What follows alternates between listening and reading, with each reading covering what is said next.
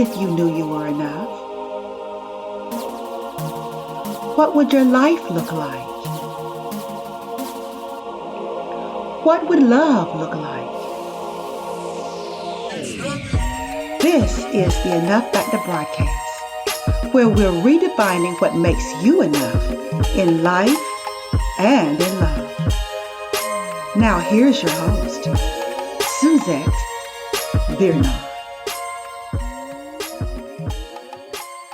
Hello everybody, it's your life coach and relationship solutionist, Suzette, and welcome to my Enough Factor podcast.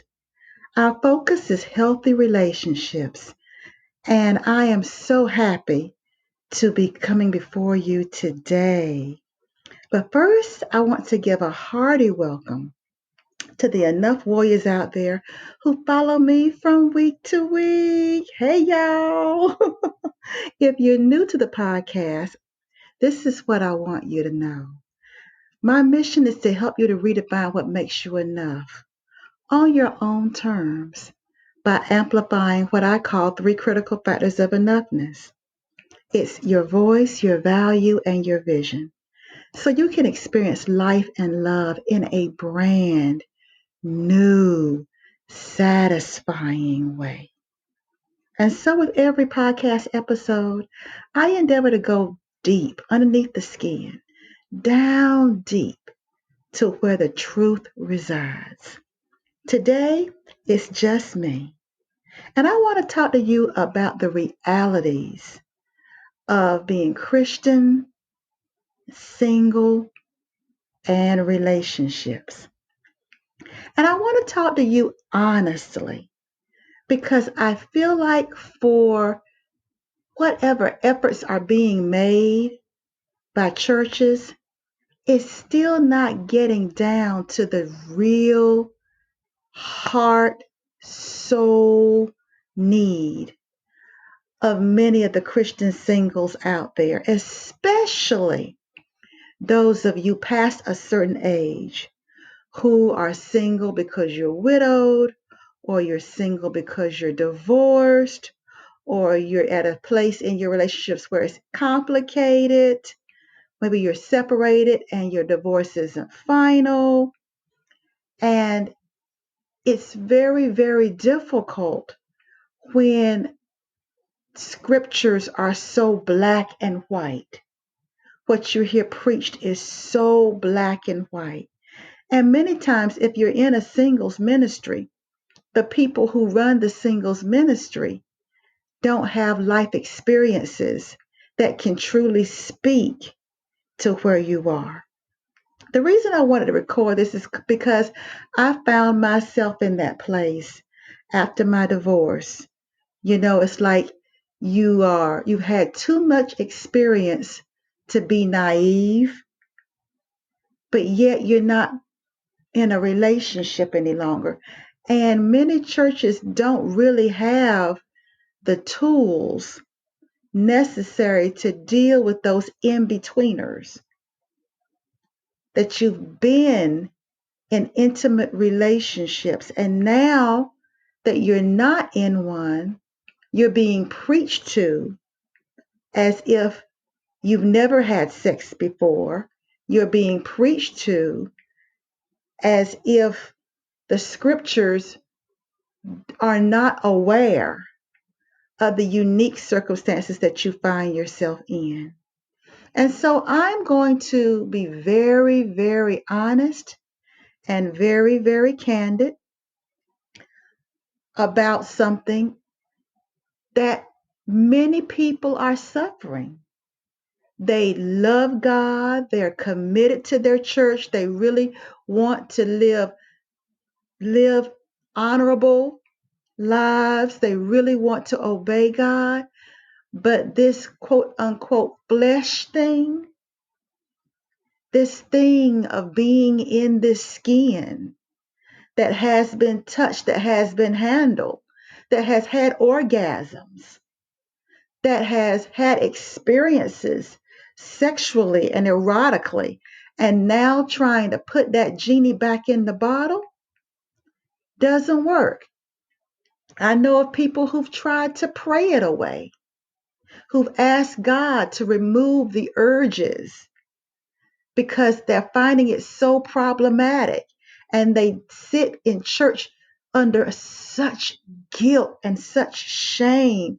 And they go down to the altars and they cry out and they ask someone to lay hands on them. And they talk to different leadership in the churches. And all they get is a bunch of scriptures and a bunch of you shoulds and you oughts. And they'll pray the heavens down, and that person will have an emotional experience. But when the euphoria wears off, they see a movie, someone from their past calls them again, they feel that Love Jones, all of it's gone. And a cold shower, there are not enough cold showers to help suffering singles in church. And so I'm going to offer a very honest perspective. I'm not going to tell you to adopt anything that I say, but I am, by this episode, going to help you to understand that there's not something wrong with you. It's not because you have a rebellious spirit. It's not because the devil's trying to cause you to turn your back on God.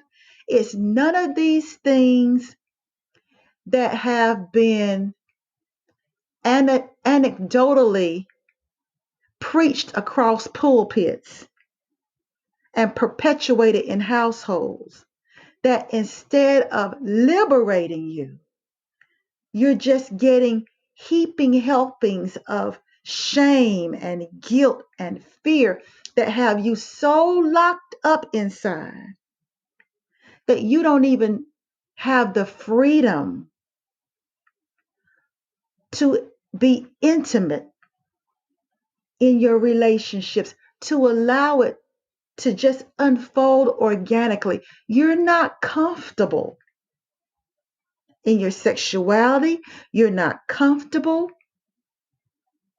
being intimate. And it has you so locked up that even when you get married, you still struggle and you still suffer.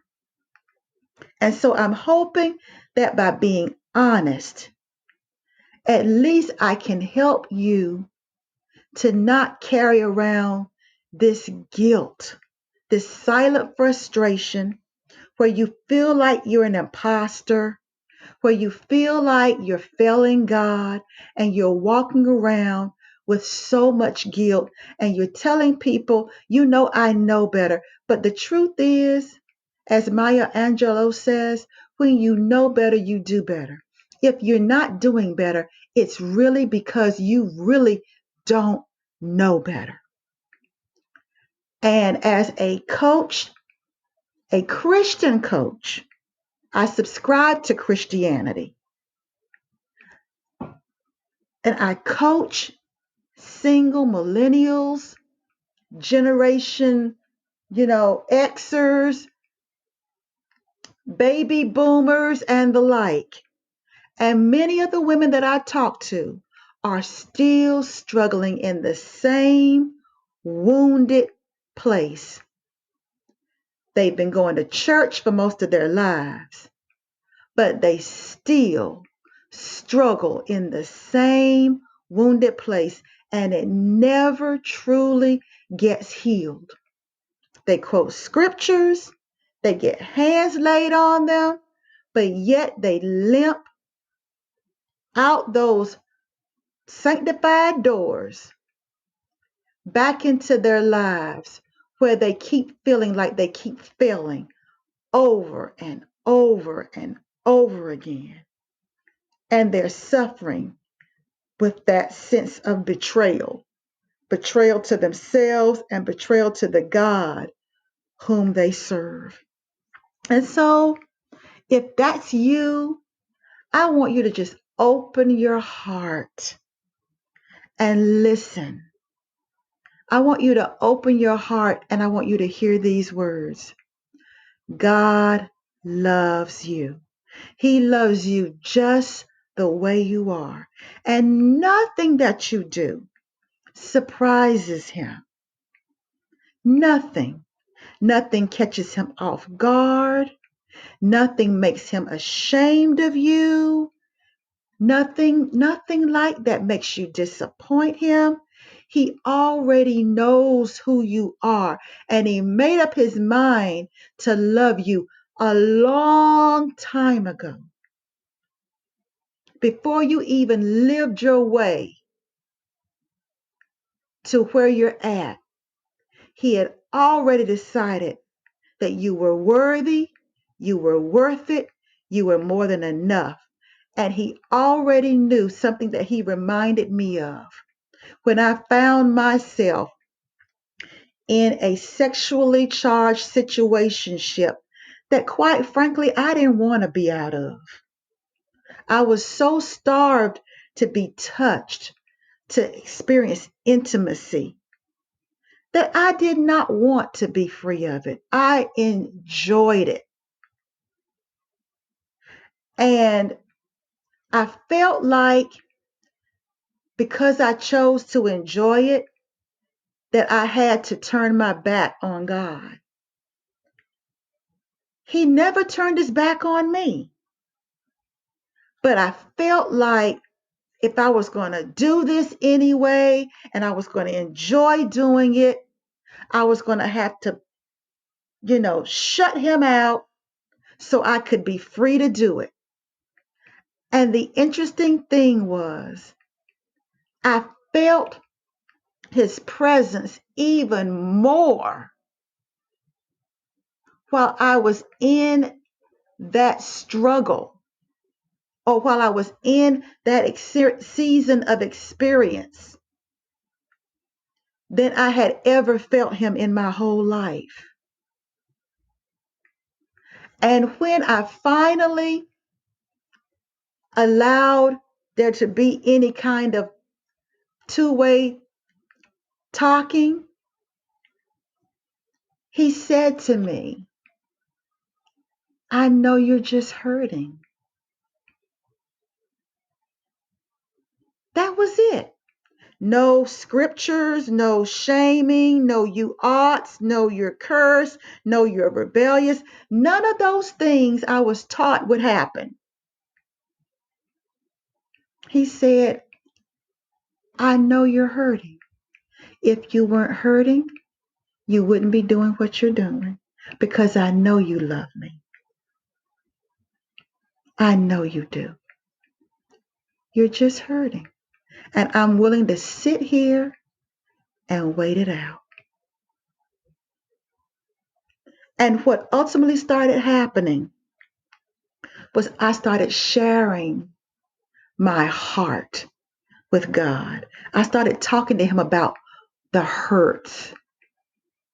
I started telling him how I felt about things, my disappointment, what wounded me, what hurt me, how I felt, how humiliating it was to be in a marriage where I had to beg my husband to touch me because he didn't want to have sex with me. I started just being honest with God about where I was.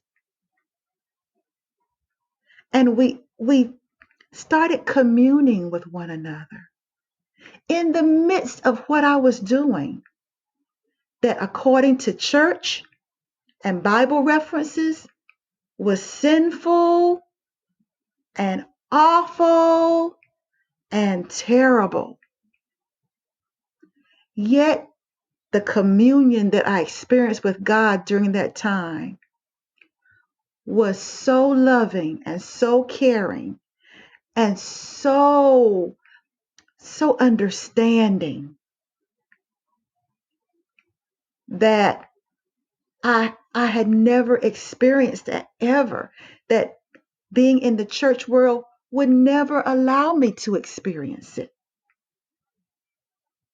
because I'd feel too ashamed to allow God to love me like that. I'd feel too guilty to allow God to love me like that. I had been so beat down that I couldn't even allow God to love me until I made the decision, or actually, the decision was really made where I left church for a time. And I thought it was only going to be for a time, but it has been years where I've not been the member of a church. Because what I learned is scriptures do not heal the deep suffering that causes us to long so desperately for intimate connection, for intimacy. And for many of us, it's not so much that the sex is so good, we so deeply long to be touched that we'll tolerate the sex just to be touched, just to have a man's attention. I know this because I've been there. And so I want to talk about the realities honestly, compassionately, in hopes that it can start the process for you to get the healing and the help that you need. So, back to what I was going to talk about, or what I am going to talk about now.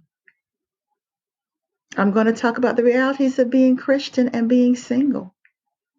Why very few single ministries are effective, and why people are suffering because folks are talking at them instead of talking to them about their struggle, their deep, desperate longing and hunger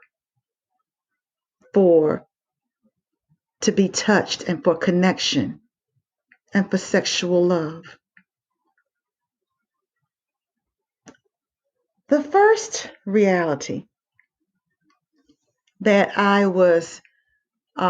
became aware of post-divorce when I went to the singles ministry at the church that I was attending at the time is there were umpteen women to one man. And that poor man had to deal with all this desperate energy, right? Wrapped in sanctified speak coming at him. This I've learned about men, whether they're in the church or not. Men can pick up on desperation a mile away. And no matter how, quote unquote, sanctified these women would act in the singles ministry, desperation was popping off of them like water. And you could see it in the eyes of the men that were there. It was overwhelming. The second thing that I experienced was pastoral counseling only gave folks a lot of scriptures, but no real deal experience to glean from. They hit folks with cultural and doctrinal Bible stuff, but nothing that really dealt with that underlying pain that got unearthed by their intimate relationship. All they were made to feel was like, oh, see, that's the dangers of fornicating. That's the dangers of adultery. That's the dangers of these things. See, that's why you shouldn't do it. But nothing healed the root cause. Nothing healed the deep hunger and longing for connection. You know, just because we are in adult bodies doesn't change that longing for connection that we came here with. It's even proven that babies held in the hospitals don't cry as much as babies that are ignored. They started understanding and seeing that just feeding a baby and changing a baby alone was not sufficient. These babies needed skin to skin touch, especially in the NICU, to help the healing process. And even though we're in our 30s, 40s, 50s, 60s, 70s, 80s, there's still a human desire in us for touch, for human touch, for intimate touch, skin to skin, heart to heart. There's a longing for intimate touch. And most pastoral counselors deal on a scriptural, conceptual, cultural, doctrinal way, but don't know how to truly interact human to human, soul to soul, skin to skin.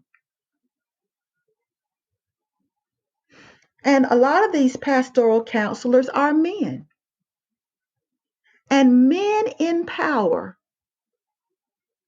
who have not dealt with their own pain, their own frustration, seduce the hurting and see them as a means to their end. It happens in politics and it happens in church. Many a baby in the church was sired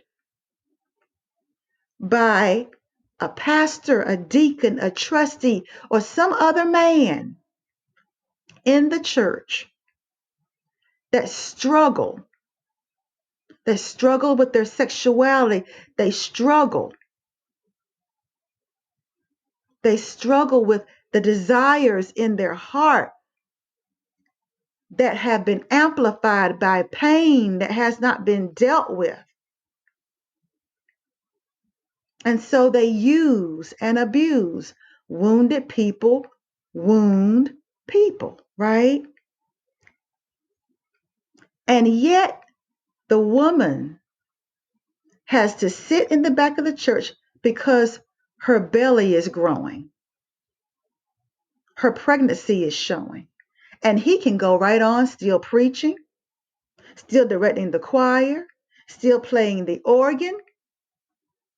He can go right on with a firm warning, but he can continue to function in the church. But she has to be relegated to the background. The double standard is sickening, but it's still prevalent. It's still prevalent. Something else, a reason why single ministries don't really minister to singles is because they're activity driven and Bible study like driven. And those things do nothing to help singles navigate relationships.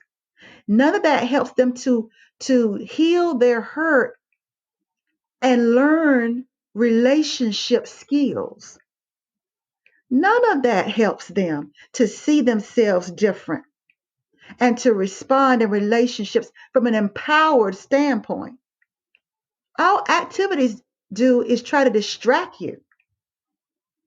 But if you've ever been around singles in a singles ministry, it doesn't stop the players from playing, and it doesn't stop the weak-minded from being taken advantage of. Because what they don't do in the activity, they do on the ride back home. They do When everybody goes back home and there's a knock on the door. They do it in the dark. They do it via text. They do it via Zoom. So it's not dealing with what's really happening. Another thing, folks in the church make a lot of scriptural references to purity, sanctification, discipline. They make references and cling to them like they are the precious. But those references are easily unraveled when their emotional G spot is manipulated. When that right man or that right woman walks in, all bets are off. You can say Jesus, Jesus, Jesus, Jesus, Jesus, Jesus, Jesus, Jesus, Jesus until you pass out. But you still end up in bed with that person because the issues have not been dealt with. And there's such hypocrisy. Singles get talked at instead of talked to from folks who are already married or for folks who are struggling with their sexuality too, but they just happen to have the microphone right now. I used to lead church functions where we danced, praised God, spoke in tongues, all this stuff. And we go hang out at the area IHOP and have breakfast after church, usually about 1 or 2 in the morning. And some of the very preachers, revivalists, leaders that were talking fire and brimstone and God talk were the ones who had potty mouths when it came to women and sexuality while eating breakfast with the rest of us. Yet these same folks would preach fire and brimstone about purity when they were behind those church walls. No one called them into question. No one called them into question. We got to see what they were really like. And some of the things they said were so painful. They had no respect for the women that were sitting there. They had no respect for the references and the jokes.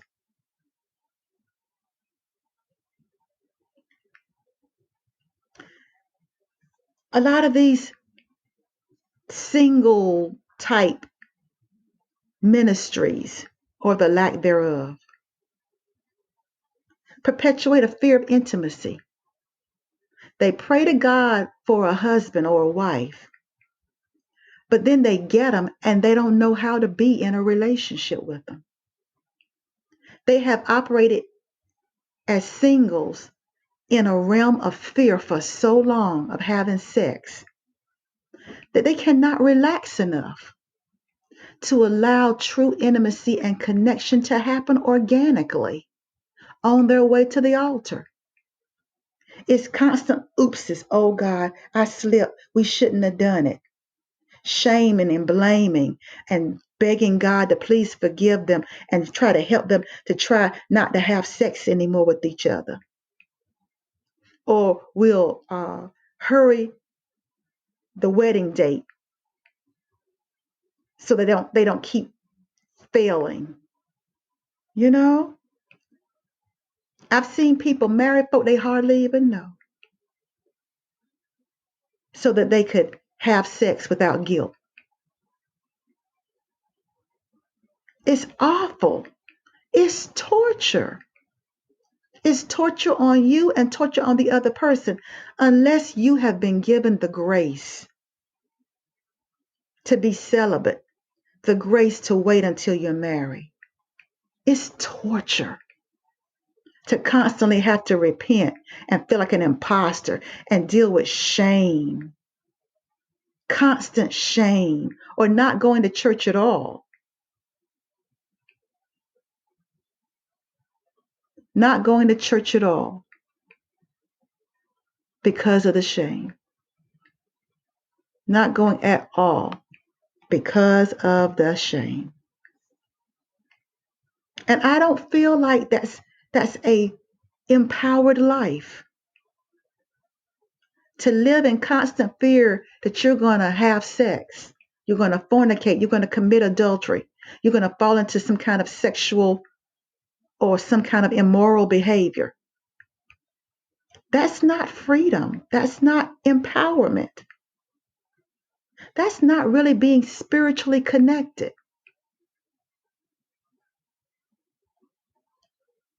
Another thing, me as a divorced woman and a single parent, mixing with singles and the leadership talks about sexual purity from a standpoint of not even having had the experience you've had.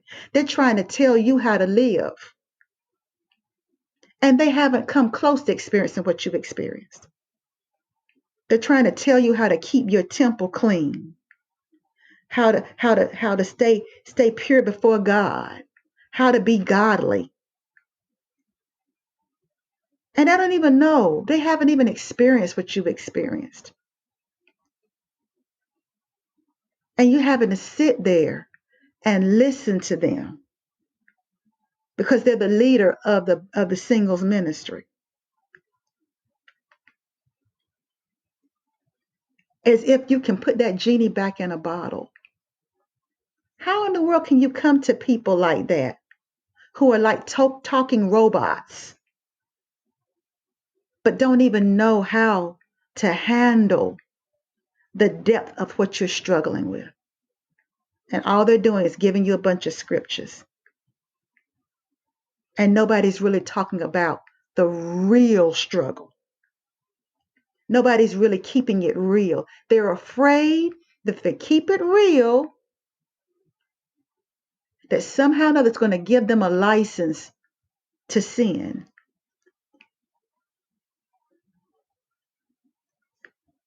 That's why singles ministries are not working and why Christian singles are suffering so. Women that walk around feeling like it's their fault. If they sleep with a man, that is their fault.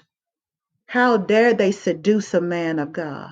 And they start hearing words like Jezebel and Delilah and Rahab.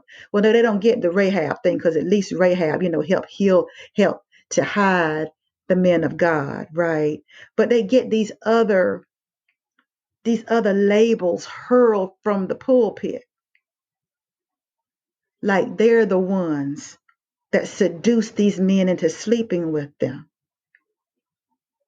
And as a result, they can't even be comfortable in their own feminine skin. They have to suit up and dress like they're wearing body armor and button up and lace up and walk like football players. They can't even have a sway in their hips. They can't even be comfortable in their feminine skin, lest they should tempt men of God.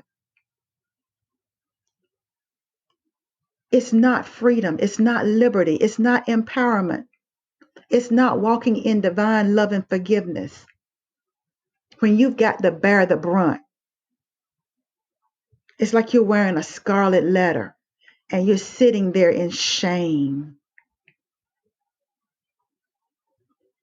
And he has to cut things off with you because now that you've had sex, he can't control himself with you. So now you're the heavy. So now you got to suffer.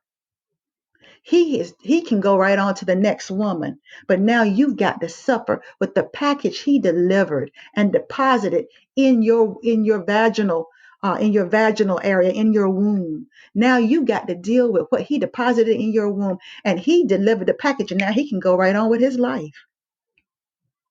But you got to deal with the shame. You got to deal with what he deposited in you from a biological standpoint, as well as an emotional and spiritual standpoint.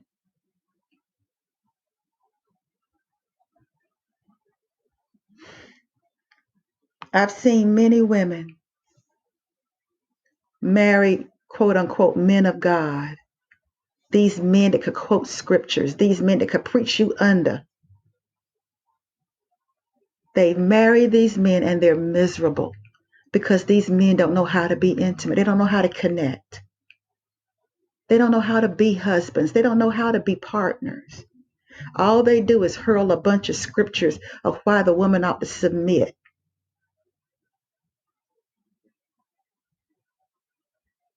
But they don't even know how. They know how to have sex, but they don't know how to be intimate.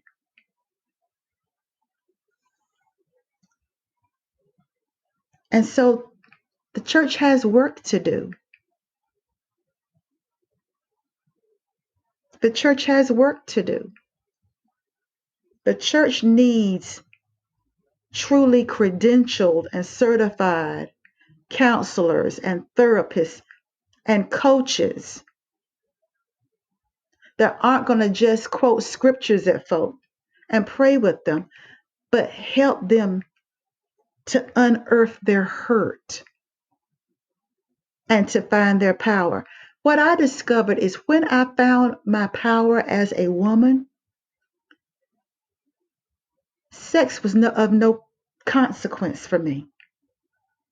It wasn't a threat. I didn't get taken, overcome by it.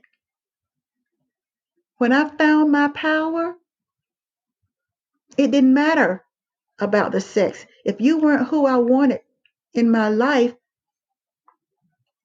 I could disconnect because I believed that I was more worthy than that. See, there are a lot of people in church who don't know they're worthy. They don't know they're worth it. They don't know that they're enough. And that's why they're so desperate for the validation that they've been taught that sex or a man's affections will give them. And so they're constantly chasing the validation. They're chasing absolution. They're chasing it. They're chasing attention. They're chasing it. They're chasing it.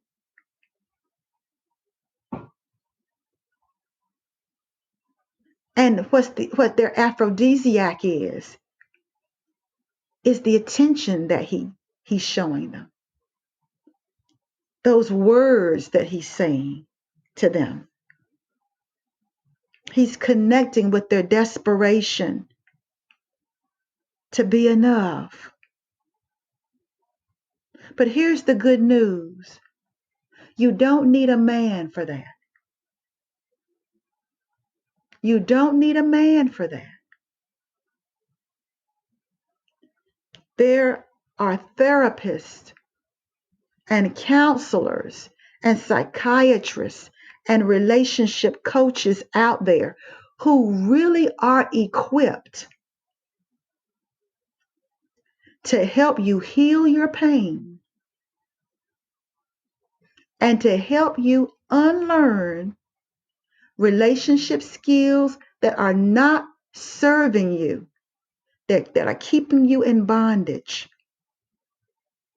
and helping you to learn and adopt relationship skills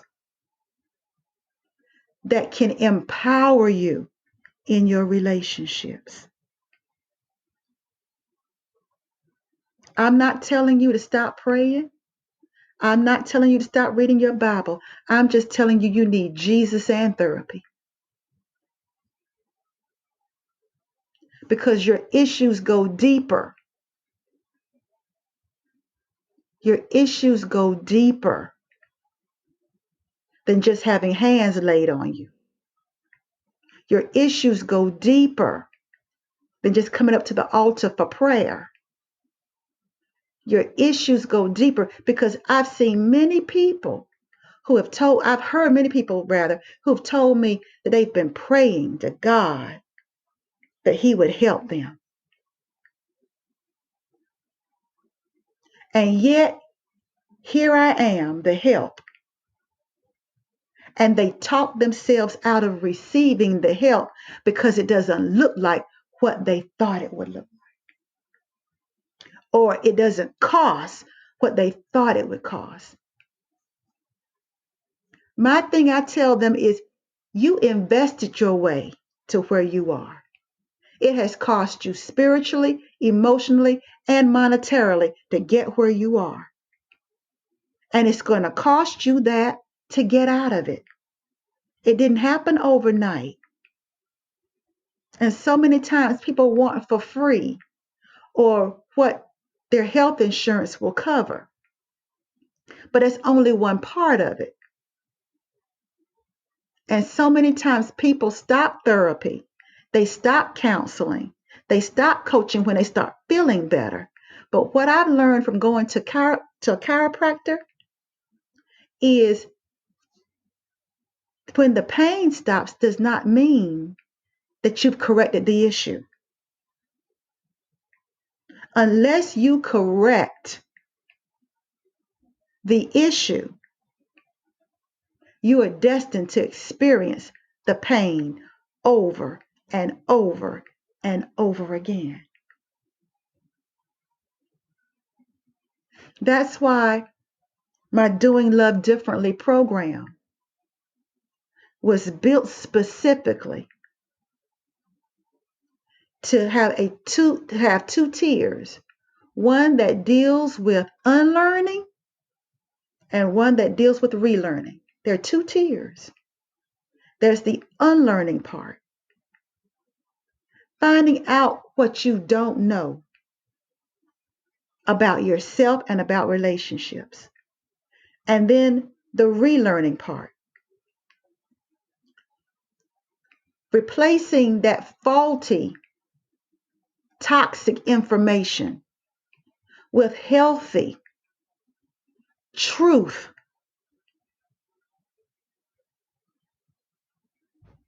Doing that so that you can not only